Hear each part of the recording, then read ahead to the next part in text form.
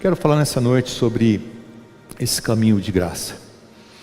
A gente tem trabalhado já algumas semanas a respeito desse tema caminhos. Falamos sobre caminhos de alegria, caminho da felicidade, caminho de perdão. Semana passada falamos de caminho de misericórdia. Eu quero falar sobre caminho de graça. Graça é um conceito fundamental para nós cristãos, um tema muito difundido no meio evangélico, porém de pouco entendimento ou de compreensão. Por quê? Porque alguns entendem que a salvação é pela graça mediante a fé em Jesus Cristo, isso é perfeito, mas acrescentam que para que você possa alcançar isso, você precisa fazer alguma coisa a mais. Então é uma graça que depende daquilo que você faz, para que você possa alcançar a bênção de Deus. Por outro lado, outros entendem ou dizem que já que a salvação é pela graça, então eu posso fazer o que quiser, porque uma vez sendo pela graça, então não há problema, porque onde abunda o pecado, superabunda a graça. E na história, essa mentalidade fez com que pessoas fossem levadas a pecar cada vez mais, porque eles entendiam que quanto mais pecassem, mais recebiam graça de Deus. Uma interpretação um pouco errônea da coisa, equivocada. Eu não quero então coisificar, eu não quero estratificar graça, não quero transformá-la num troféu ou num instrumento para obter alguma coisa, mas eu quero qualificar graça como um caminho em que nós somos afetados por Deus, nós somos afetados pelas circunstâncias, no mesmo tempo em que nós afetamos pessoas e afetamos as circunstâncias que nos cercam. Então, quando nós meditamos na graça conforme dizem as Escrituras, à medida que nós estudamos, à medida que nós nos aprofundamos, nós refletimos e que nós entendemos a graça, é impossível não sermos incomodados por ela. Porque se nós mergulharmos na graça, se a graça inundar o nosso coração, então não há como nós não nos sentimos incomodados.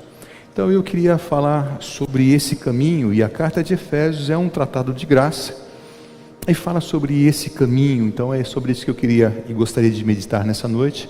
Te convido então a abrir a sua Bíblia em Efésios. Se você não tiver, pode ver aí comigo, Efésios capítulo 2, a partir do verso de número 8, quando Paulo escreve assim: pois vocês são salvos pela graça, mediante fé. Isso não vem de vocês, é dom de Deus, não por obras, para que ninguém se glorie, porque somos criação de Deus, realizada em Cristo Jesus, para fazermos boas obras, as quais Deus preparou de antemão, para que nós as praticássemos. Paulo inicia esse capítulo 2 dizendo que vocês estavam mortos nos vossos delitos e pecados, mas Deus, por sua grandiosa, pela sua gloriosa graça, vos salvou. Isso mostra que a salvação é uma necessidade universal. Todo ser humano precisa de salvação, ok? Por quê? Porque o Paulo vai nos ensinar e vai nos apresentar essa premissa, quando ele escreve assim: porque todos pecaram, estão destituídos da glória de Deus. Então todo ser humano, todo aquele que nasce nesse mundo, nasce debaixo dessa sentença, debaixo de condenação, e precisa então da graça de Deus, precisa de salvação. E salvação é fruto da ação da graça de Deus. E nós precisamos então considerar algumas coisas importantes. E eu queria considerar esses pontos importantes para que a gente possa entender um pouco mais sobre graça. Primeira coisa importante é que nós transgredimos a lei, nós transgredimos a vontade, a ordem de Deus. E por isso nós somos sentenciados a essa pena que era devida à transgressão. Deus ordenou que o homem não deveria comer do fruto do conhecimento do bem e do mal, sobre o risco de morte. Mas ele desobedece, e com a desobediência vem a condenação. Para que a justiça seja feita, é preciso que a sentença seja cumprida. Então, por isso, nós precisamos de salvação, porque a sentença que é sobre nós é uma sentença de morte. Segunda coisa importante é que todas as coisas foram criadas em Deus. Nada existe fora de Deus, ok? E aí então, o texto bíblico diz assim, que em Deus nós vivemos, nos movemos e existimos. Não há vida fora de Deus, não há nada fora de Deus. Se eu pudesse usar uma figura que pudesse tipificar ou exemplificar isso, seria como Deus sendo, e aqui guardadas as devidas proporções, pelo amor de Deus, uma mulher, ok? Uma pessoa que gera dentro de si, como um filho, todo o universo. Então não existe vida fora de Deus, não existe nada fora de Deus, tudo foi criado em Deus. Só que tem um problema. O mesmo Paulo diz que todos se desviaram e se tornaram inúteis. Então imagine uma coisa, todos se desviaram de Deus. E porque se desviaram de Deus, se extraviaram de Deus, não deveria existir. Porque se tudo existe em Deus, se nós nos desviamos de Deus, então nós não deveríamos existir, porque nada existe fora de Deus.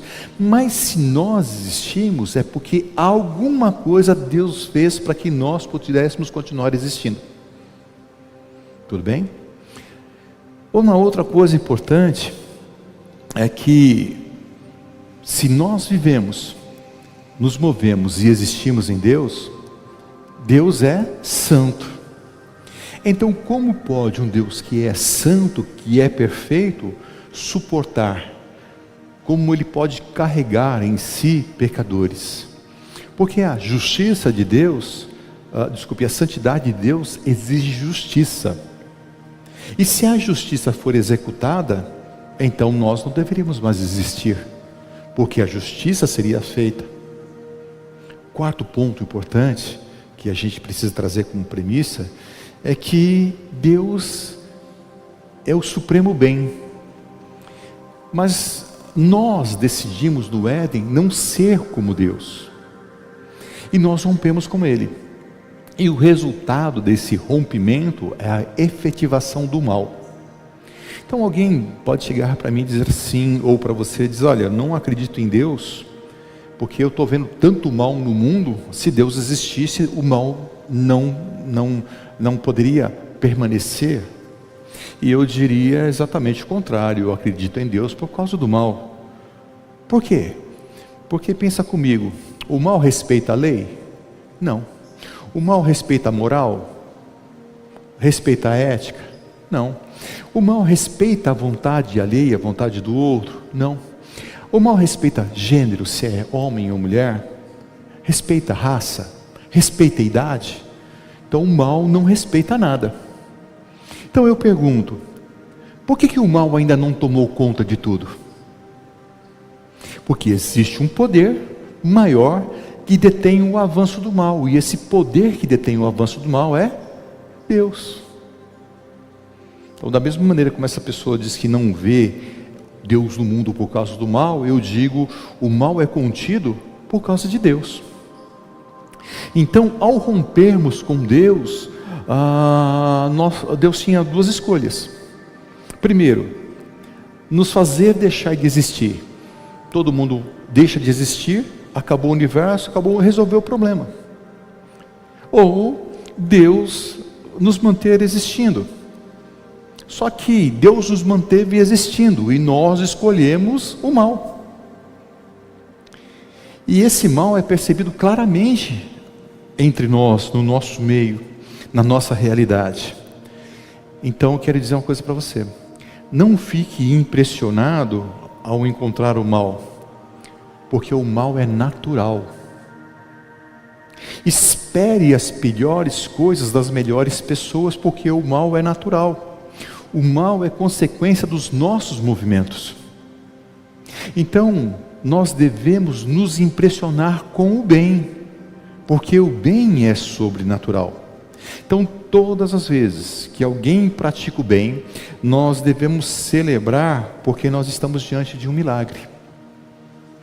Porque a humanidade escolheu o mal, mas se ela realizar o bem, isso é um milagre. Então nós criticamos a maldade das pessoas. nós criticamos os seus erros, mas dificilmente nós elogiamos a sua bondade e as coisas boas que ela faz. Então a pessoa pode fazer 100 coisas, 99 são boas, mas se ela fez uma coisa errada, ela paga por aquilo errado que ela fez. E nós rotulamos essa pessoa para o resto da vida dela pelo erro que ela cometeu. Então nós também somos maus, porque nós agimos com maldade para com as pessoas. Então nós sabemos fazer o mal, porque o mal está em nós. Mas nós então precisamos aprender a fazer o bem. E essa então é a razão porque Deus deu a lei para Moisés. A lei expressa por Moisés mostra que tipo de pessoa nós nos tornamos. E a lei se apresenta como uma barreira contra ou uma barreira para contenção do mal. Então a lei diz: não mate, não cobice, não minta, não adultere, não tenha outros deuses além de mim. Então, em Moisés, nós temos o não de Deus como a barreira para que a gente seja protegido.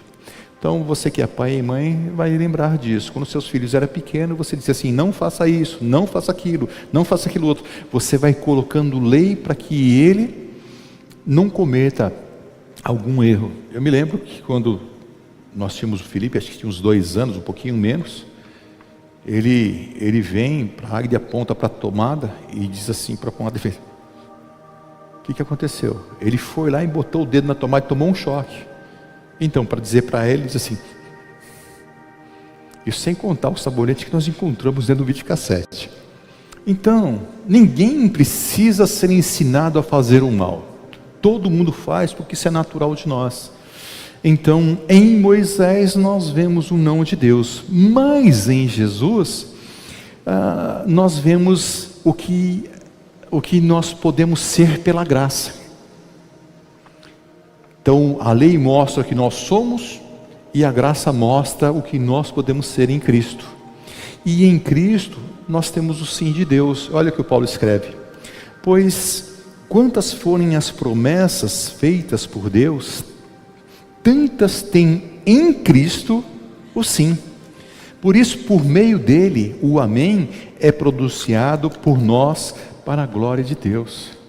Então, dizendo o seguinte, que em Cristo, e quando nós oramos e nos apropriamos de Cristo, nós temos o sim de Deus. E quando nós oramos, Deus pode responder de algumas maneiras. Sim, e eu vou ficar muito feliz. Não, e eu vou ficar meio triste. E espera, e aí eu vou ficar angustiado. Mas a gente precisa aprender a lidar com essas coisas. Então Deus nem sempre vai responder a minha oração de uma porta de emprego, ou uma oração de cura. Nós cremos, por isso oramos. Mas isso não quer dizer que é 100% certo que isso vai acontecer. Se fosse assim, nós iríamos orar e ninguém iria morrer. Se fosse assim, nós iríamos orar e só coisas boas iriam acontecer.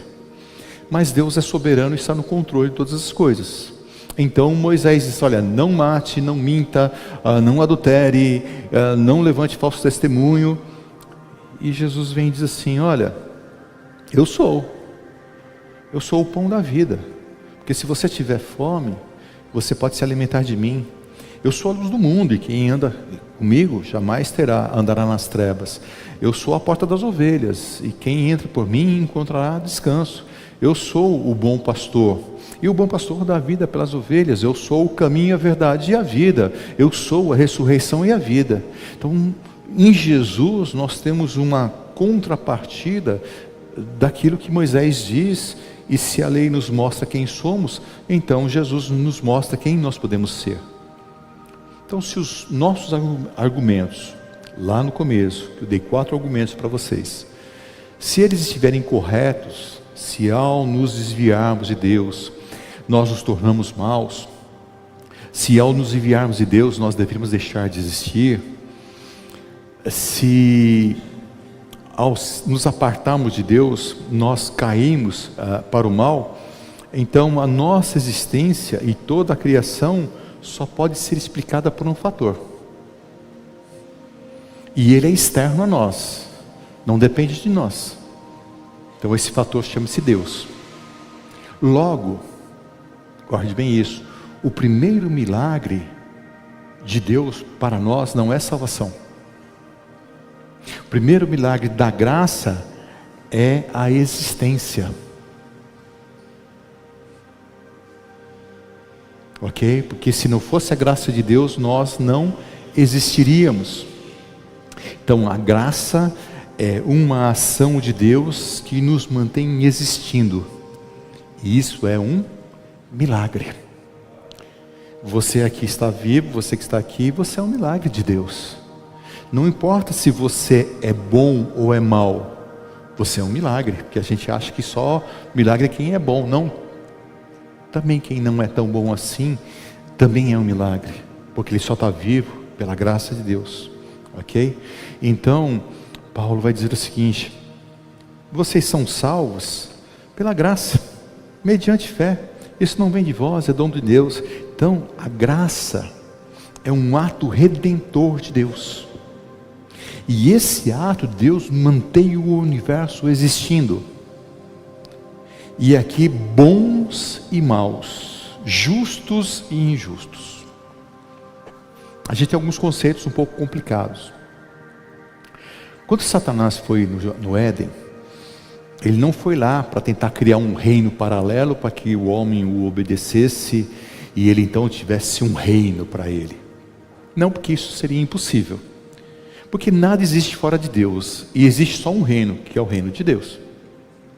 O que Satanás foi fazer no Éden? Foi provocar Deus, foi provocar a ira de Deus, para que Deus decidisse destruir a criação.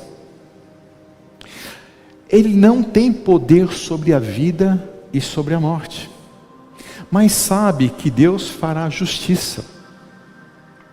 Então Satanás só precisa fazer com que o homem tropece nas suas leis, ou melhor, nas leis de Deus. Então a conversa de Satanás, da serpente, com a mulher, é mais ou menos assim: não disse Deus que você poderia comer de todas as árvores e toda a fruta que aqui no jardim? Disse sim, mas daquela que está ali no centro, nós não deveríamos. Você fala, que é isso? Você pode comer sim, sabe por quê? Porque Deus sabe que o dia que vocês comerem daquela fruta, vocês serão semelhantes a Ele, conhecedores do bem e do mal. Então Satanás tentou para que ela tropeçasse na lei, ir contra a vontade de Deus. Da mesma maneira ele chega para Jesus e diz: você não é o Filho de Deus? Se você é o Filho de Deus, transforme pedras em pães. E Jesus disse: olha, nem só de pão viverá o homem. Então você vai percebendo que há uma ação de Satanás, do inimigo, para tentar nos levar a quebrar as leis de Deus, para que a gente possa sofrer as consequências. Então Deus criou o universo e estabeleceu leis naturais. No verão vai fazer verão, vai fazer calor, no inverno vai fazer frio, no outono as folhas das árvores vão cair, na primavera vai florescer. Você não consegue, você tem uma diferença de tempo, pode ser um pouco mais quente, um pouco mais frio, mas você não consegue mudar essa questão. Nós temos um movimento na Terra que pela nossa contagem demora 24 horas. Você pode tentar revogar, mas é uma lei natural, não adianta. O nosso ano, que é o tempo que a Terra gira em torno do Sol, demora aí 354 dias e 6 horas. Você não vai poder mudar isso, porque é uma lei. Vou assinar uma lei, não vai ter mais isso. Você não pode revogar. Você não pode revogar a lei da gravidade. Eu vou ordenar que a caneta pare no alto. Está ordenado. Não vai. A lei da gravidade vai fazer com que caia. Eu errei aí, Mauro. 355 dias e 6 horas. Eu falei 4, só errei por um dia. 365. Desculpa, 365. Ainda bem que tem os universitários. Qualquer coisa a gente pergunta para os universitários. É bom. Então o que eu coloco, os irmãos? É que existem leis que são irrevogáveis. Então alguém diz assim: eu tenho fé. Você tem também? Amém. Você quer que Deus te sustenta? Creio. E eu, cheio de fé, vou ao Rio de Janeiro, subo a pedra do Pão de Açúcar. Já viu a pedra do Pão de Açúcar? Você só pode chegar pelo bondinho ou de barco. E eu subo aquela pedra íngreme e de repente, cheio de fé, creio que Deus me sustenta, sem paraquedas, sem uma zeta, eu pulo. Por mais que eu tenha fé, por mais que eu creia, eu vou morrer. Por quê? Porque eu estou tentando contra uma ação, uma lei de Deus. Então, Satanás tentará o sujeito a quebrar leis de Deus, como tentou Jesus. Então, há coisas que não devem ser feitas sob o risco de que o mal venha. Então, às vezes, quando acontecem coisas ruins, e nós perguntamos, por que Deus permitiu? Ou dizemos, é a vontade de Deus. Porém, a soberania de Deus faz com que as suas leis sejam cumpridas. E o mal é esta opção que o homem faz de agir contrário à vontade de Deus. E isso toda a humanidade. Por isso você vê esses assassinatos, essas coisas terríveis que acontecem. Então não se espantem com o mal, porque isso é a humanidade. Ok? Então há coisas que não são da vontade de Deus. Você acha que era vontade de Deus que alguém seja atropelado por um bêbado ao sair do culto? Não. Mas por que acontece? Porque alguém decide se embriagar, pegar no volante e fazer aquilo que é mal, ele acaba atropelando. Então existem coisas que acontecem que não são da vontade de Deus, mas elas acontecem porque existem algumas leis que são naturais. E eu preciso compreender isso. A morte virá para todos nós, e essa é uma lei natural, irmão. Mas a resposta de Deus para a morte é a ressurreição. Então, a gente entende que Deus criou o mundo e tem princípios e leis naturais que regem o universo e a criação. Quando a gente olha então para o Éden, a queda de imediato deveria fazer com que nós não existíssemos mais. Mas nós existimos. Se nós existimos, e é graça de Deus, então pensa comigo, a graça é antes da queda. Porque Deus disse para não comer da árvore sob o risco de morte. Ele sabe que o homem é teimoso. E na sua soberania, o homem desobedecendo, ele permitiu, ou decidiu manter o homem vivendo. Então, antes da queda, Deus realizou algo para que o homem se mantesse existindo. E por sua graça, mantivesse o homem vivo e a criação existindo. Por isso, tudo que nós vemos e vivemos é um milagre. A natureza é um milagre, as pessoas são milagres, a manutenção da vida é milagre, e tudo acontece, ou tudo isso acontece pela graça de Deus. Então a graça de Deus é a primeira manifestação de Deus à sua criação. Mas Deus é justo. E a justiça é um princípio que constitui o caráter de Deus. Mas o homem rompeu com Deus e aderiu à maldade. E isso foi um crime contra Deus e contra a existência. E a pena para esse crime é que ele não exista mais, é que ele morra. Mas se Deus é justo, se Deus não quis destruir o criminoso, se Deus quer manter o criminoso vivo, o criminoso existindo, vem a pergunta: como então satisfazer a justiça de Deus?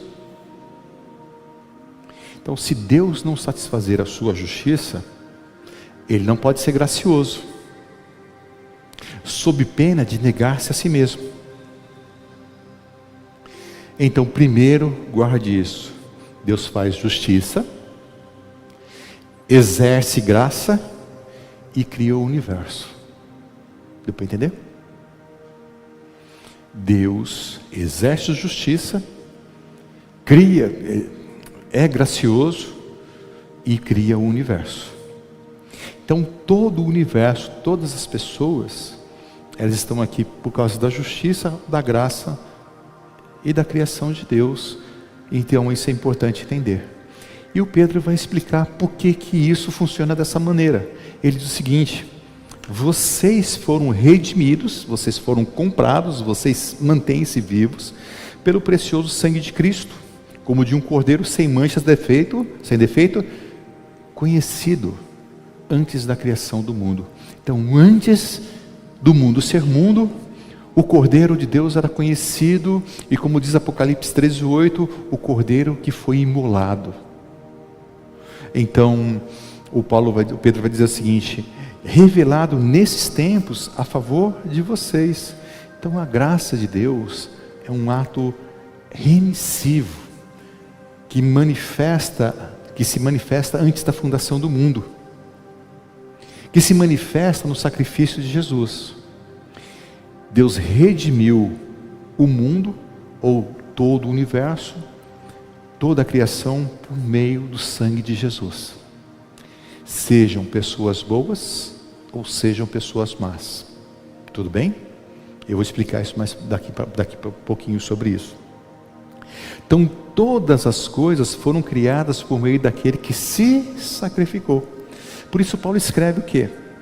Que Jesus, ele é a imagem do Deus invisível, primogênito da criação, pois nele foram criadas todas as coisas, nos céus e na terra, visíveis e invisíveis, sejam tronos ou soberanias, poderes ou autoridades. Todas as coisas foram criadas por ele e para ele. Se foram criadas nele, até o diabo, querido, existe por causa da graça de Deus. Mas isso é ilógico. É porque a gente não compreende muito bem essa questão de graça. Tudo existe em Deus. Não estou dizendo que Ele vai permanecer, não estou dizendo que Deus não vai fazer justiça, mas todas as coisas existem em Cristo e existe pela graça de Deus. Até o seu inimigo, o pior inimigo, existe por causa da graça de Deus. Até o pior bandido existe por causa da graça de Deus. Não estou discutindo se é bem ou mal, se bom ou ruim. Estou dizendo que essa é uma realidade. É a graça de Deus que nos mantém, que mantém a vida. E aí João afirma o seguinte: todas as coisas foram feitas por intermédio dele, e sem ele nada do que existe teria sido feito. Então, Jesus, você já viu esse termo, quando ele diz assim que Jesus é a pedra angular. O que é a pedra angular? Pedra angular é aquela base ou aquela fundação onde a casa é construída. Então Jesus é o alicerce aonde o universo se assenta, quer você creia ou não. Jesus é o sacrifício sobre o qual está fundamentada toda a criação, toda a existência e toda a manutenção de vida. Sem Jesus, nada do que existe teria sido feito. Tudo foi criado nele. E no seu sacrifício, todo o universo se mantém. Então, primeiro Deus fez justiça, depois usou graça e depois criou todas as coisas. E o sacrifício de Cristo começa antes da fundação do mundo. E se efetiva na história, porque o Cordeiro de Deus que tira o pecado do mundo teria que ser imolado pelos homens. Acontece antes da fundação do mundo e se efetiva. Aí agora a gente vai entrar nesse período de quaresma que a gente chama, que se efetiva nessa data que a gente tem aí. Então essa data é histórica. Então a graça de Deus é a possibilidade da Trindade criar, manter, resgatar a criação a partir do sacrifício de Cristo. Agora guarde bem isso. Por isso, na salvação não existe mérito nenhum do homem e de homem nenhum. E tudo que Deus faz é a partir do sacrifício de Cristo. As nossas orações, os nossos louvores, as nossas ofertas, tudo que fazemos são recebidas e aceitas por Deus em razão do sacrifício de Jesus. Se não fosse a cruz, tudo que você fosse fazer, tudo a oração, tudo que você fosse fazer a Deus, não serviria de nada. Em contrapartida, tudo o que Deus nos concede, não é porque você ora muito ou você tem muita fé. Tudo que Deus nos concede é pelos méritos de Cristo que foram alcançados na cruz. Por isso, no final da sua oração, você diz em nome de Jesus. Você está dizendo pelos méritos de Cristo. Nosso netinho, a mãe dele estava orando, a Ana Helena estava orando, e ela orou, e ele disse para ela assim: você não vai falar em nome de Jesus? É em nome de Jesus. Portanto, não é a sua oração, não é a sua fé, não é o seu fervor, não é a sua devoção, é Jesus. Então Deus age, a graça de Deus age em nosso favor de duas maneiras, e guarde bem elas. Primeiro, mantendo a existência, mantendo a vida, e a segunda é resgatando a vida, resgatando a existência. E eu vou falar sobre esses dois pontos importantes. Então, a graça de Deus atua na manutenção da existência. O homem está contaminado pelo pecado, e se o mal não for contido, a existência será marcada por uma maldade plena.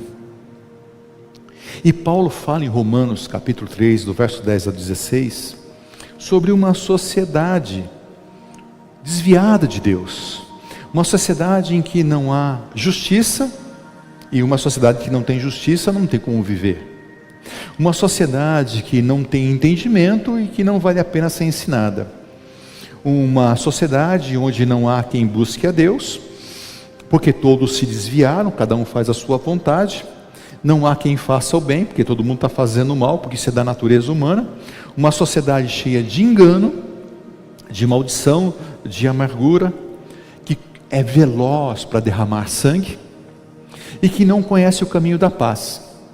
A gente vê isso todos os dias. Então, como viver numa sociedade sem diálogo, violenta, bélica, que gosta de guerra, gosta de conflito? Como viver num lugar como esse, onde não há respeito e não há temor a Deus? Então aqui é importante a gente compreender: se a nossa escolha pelo mal tivesse vingado plenamente, se não houvesse um poder para controlar a maldade, se o mal fosse livre ou tivesse livre curso em nós produziríamos uma sociedade como essa. Mas a graça de Deus age nos mantendo vivos, e o bem que nós produzimos é emprestado de Deus. E essa é a razão porque existem pessoas que não amam a Deus, mas são capazes de amar seus filhos, amar seus amigos. Há pessoas que não amam a Deus, mas têm um senso de justiça, têm um senso de misericórdia, um senso de bondade, de amor, porque todas essas coisas são atributos de Deus, que Ele empresta à humanidade, para que a humanidade não seja destruída e para que a gente continue existindo. Deu para entender? Apesar de nós sermos maus, uma sociedade maldosa, ela não se destrói por causa da graça de Deus, porque Deus empresta a sua bondade, o seu amor, a sua misericórdia. Por isso nós continuamos existindo. Portanto, quando você vê o mal que está se espalhando, não se impressione, porque isso é o homem. Mas toda vez que você vê alguém estendendo a mão para socorrer, para abençoar, para resgatar, para fazer o bem, isso é um milagre. É uma ação de Deus na vida dessa pessoa. Portanto, nós precisamos começar a valorizar não aquilo de ruim ou de mal que as pessoas fazem, porque isso é o normal dela. Nós precisamos começar a valorizar aquilo de bem que elas fazem e que podem nos ajudar a manter a vida e fazer com que nós continuamos existindo. Então, esse tipo de ação ou esse tipo de graça que Deus tem em manter a vida, a teologia chama de graça comum. Por que graça comum? Porque ela é comum a todos os homens. Por isso, quando alguém faz algo de bom, a gente precisa celebrar, porque isso é um milagre. Porque o ser humano, ele sabe fazer o mal. E essa graça, que é comum a todos nós, mantém a qualidade da existência. Porque nos comunica os atributos morais de Deus. Porque se o mal não for contido, a existência será marcada por uma maldade sem limites. E por isso, então, nós seríamos destruídos. Nós não somos destruídos por causa da graça de Deus. Nós tivemos muitas guerras, e ultimamente a gente tem vivido muitas guerras. Por que a humanidade não é destruída? Graça de Deus. Tivemos muitas pestes, tivemos a última aí do Covid. Por que a humanidade foi destruída? Por causa da graça de Deus. Então, se não for a graça de Deus, nós seríamos destruídos. Como é que Deus resolveu o problema para que nós não fôssemos destruídos? Emprestar os seus atributos, sua bondade, sua misericórdia, sua sabedoria. E essa graça é que nos mantém vivos, e essa graça mantém bons e maus, justos e injustos, e essa graça nós chamamos de graça comum. Todo mundo recebe essa graça. Existe um segundo ponto, que Deus age resgatando a existência. Ela não permite apenas que Deus perdoe, mas transforme alguém à sua imagem e semelhança. E essa graça, os teólogos chamam de graça especial. Há uma graça que mantém o mundo existindo. Paulo fala sobre isso lá em Atos 17, quando ele diz assim: olha, no passado Deus permitiu que todas as nações seguissem seus próprios caminhos, faz o que vocês quiserem. Contudo, não ficou sem testemunho, mostrou sua bondade, dando chuvas dos céus e colheita no tempo certo, concedendo-lhe sustento com fartura e enchendo de alegria seus corações. Deus fez isso com pessoas que viraram as costas para Ele. Por isso agora você entendeu que até mesmo as pessoas más estão aí por causa da graça de Deus? Então Deus dá ao mundo um sentido de existência, embora muitas vezes as pessoas não reconheçam. Então Deus faz isso para que chegue o tempo de que a graça especial possa alcançar as pessoas. Então Deus mantém o universo existindo com a sua graça comum, até que Ele derrame a sua graça especial e a redenção se cumpra. E nós, porque fomos alcançados e transformados por essa graça especial, nós agimos em colaboração dessa manifestação da graça que é comum a todos os homens. Como é que a gente colabora? Agindo na sociedade de forma a melhorar a qualidade de vida. Lutar em prol da vida, em prol da dignidade. Agir para que a vida melhore em todos os sentidos. Então nós trabalhamos porque fomos alcançados pela graça especial de Deus, para que a vida seja mantida até que a redenção chegue aos homens, ou a todos os homens, ou aqueles que Deus quiser salvar. Então, olha que coisa interessante, quando Deus diz que destruiria Sodoma e Gomorra, ou melhor dizendo, Sodoma, o Abraão pergunta para Deus: e se houver 10 justos? Ele vai perguntando, se houver 150, ele vai reduzindo até chegar a 10. E Deus diz: olha, por amor aos 10 eu não destruiria. Isso não quer dizer que por causa daqueles 10 justos, Deus faria vistas grossas, fazendo de conta que não existia injustiça, violência e imoralidade. Não. Deus está dizendo que por causa de 10 justos, a cidade poderia ser reinventada. E que a sua graça poderia agir por meio desses 10, para que as pessoas pudessem ter mais tempos de reconhecer o seu pecado e se arrepender. Então nós somos esses agentes da graça. aqueles que têm consciência da graça, que trilham um caminho de graça.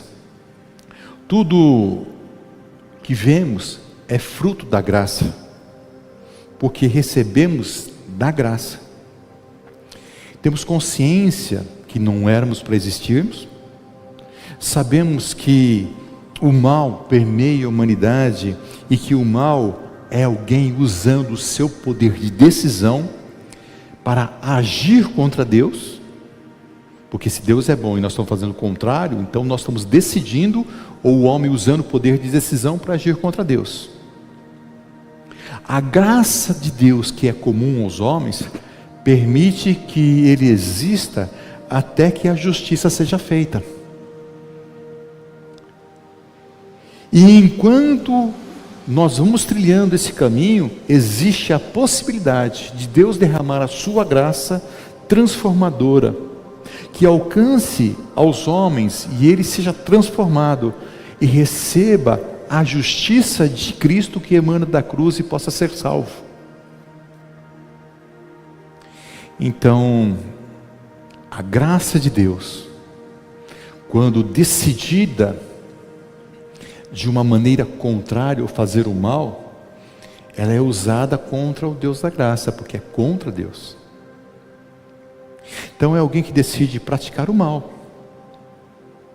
Se Deus não tivesse interferido na história, nós só decidiríamos pelo mal.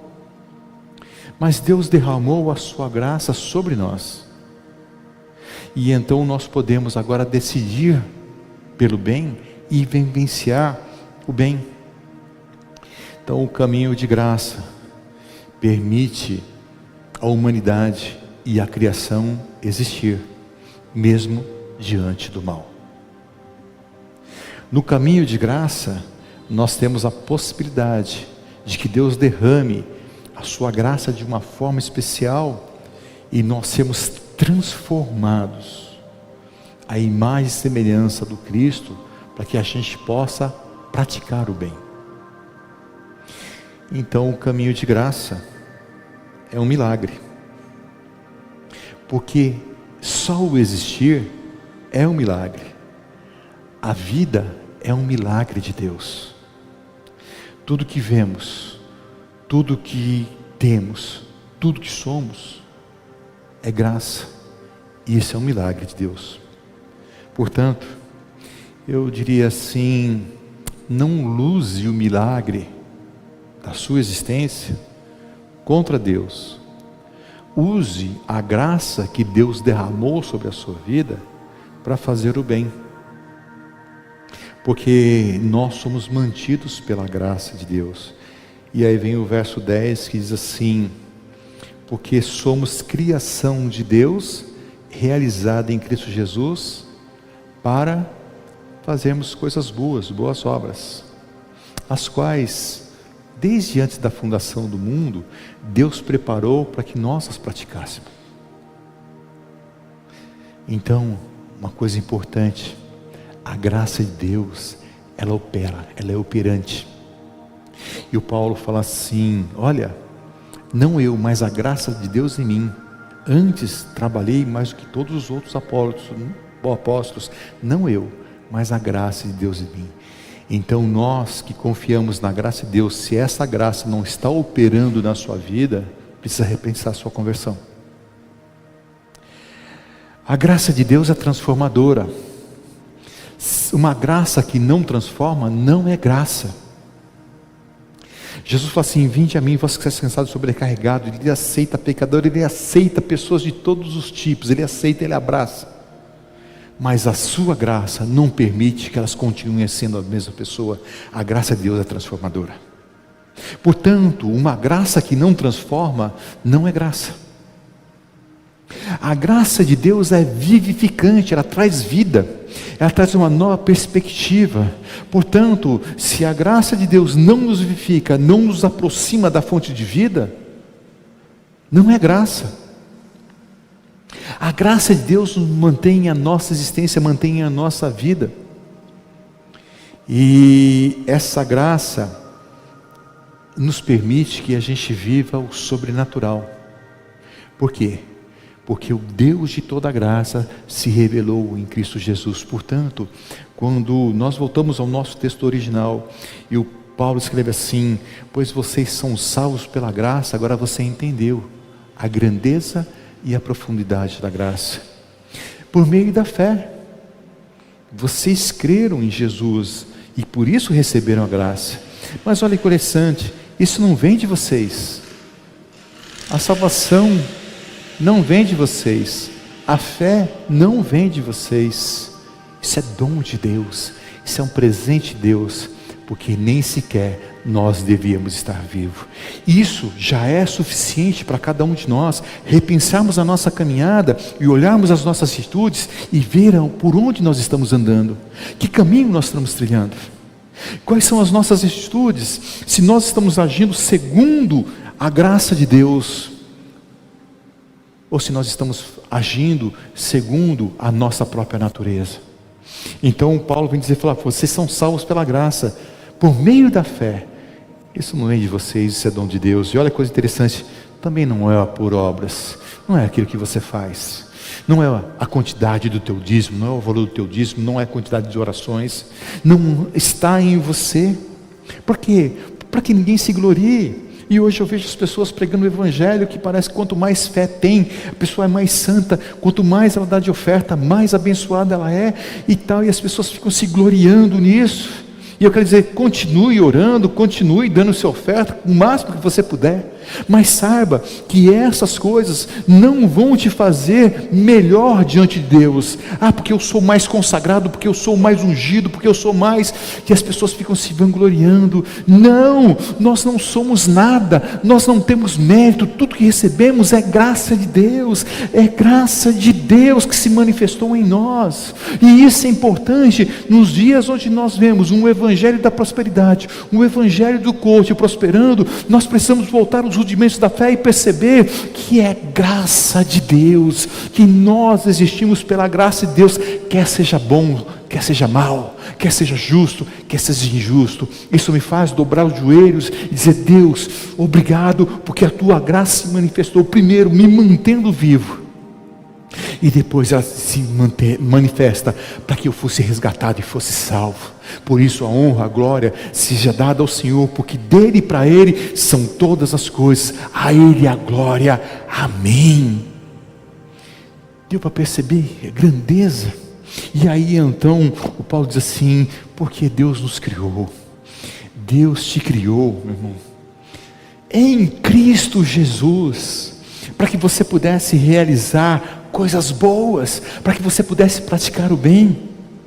E Deus diz que, Paulo diz que Deus preparou essas coisas antes da fundação do mundo, para que você pudesse viver dessa maneira. Portanto, quando alguém não tem sentido de vida, quando alguém não encontra na existência um sentido de vida, é que ela ainda não encontrou o propósito de Deus para ela, porque ela está fazendo coisa que ela não é para fazer. Ela está fazendo alguma coisa que não é aquilo que Deus tem para ela. Portanto, ela tem um vazio existencial, porque ela não consegue ter satisfação. Mas quando nós encontramos a razão da nossa existência, esse vazio some. E por isso nós vamos encontrar muitas pessoas, inclusive dentro da igreja, com um vazio existencial enorme, porque não entendeu ainda o que é graça de Deus. Então a minha oração nessa noite, ou melhor, eu te convido a orar, pedindo a Deus que em nome de Jesus possa te renovar a tua mente e teu coração, para que você possa ter essa experiência a cada dia, e Deus com a sua graça te transformar, te renovar, te fortalecer. E agora que você entendeu que você está num caminho de graça, e que a graça de Deus tem mantido a sua vida, tem dado essa manutenção de existência, para que você seja a cada dia receptáculo dessa graça especial e seja transformado à imagem de Cristo Jesus. Esse é o caminho de graça, esse é o caminho de transformação. E aí nós entendemos que lá, antes de todas as coisas, Deus exerceu a sua justiça ao sacrificar o Cordeiro, e por isso então Ele pôde ser gracioso. E porque Ele exerceu justiça, é gracioso, Ele pode te criar. Então você é fruto do amor de Deus, mas não só do amor de Deus, de uma justiça eterna, de uma graça eterna que te conduz à vida eterna. Amém? E eu gostaria então de orar nessa noite e que Deus tenha falado ao teu coração de uma maneira sobrenatural e poderosa, e você tenha entendido que tudo é graça de Deus. Então, quando você cantar maravilhosa graça, você já entendeu o que é. Você se remete lá à eternidade, quando você nem era, quando nada existia, e a graça de Deus vem agindo desde lá. Porque antes ele ia agir com graça, ele agiu com justiça, e todos os seus pecados, todas as suas transgressões recaiu sobre Jesus, e o Cordeiro de Deus que foi morto antes da fundação do mundo, fez com que você pudesse existir, quer você creia, quer você não creia. E isso é maravilhoso, isso é um milagre. Pai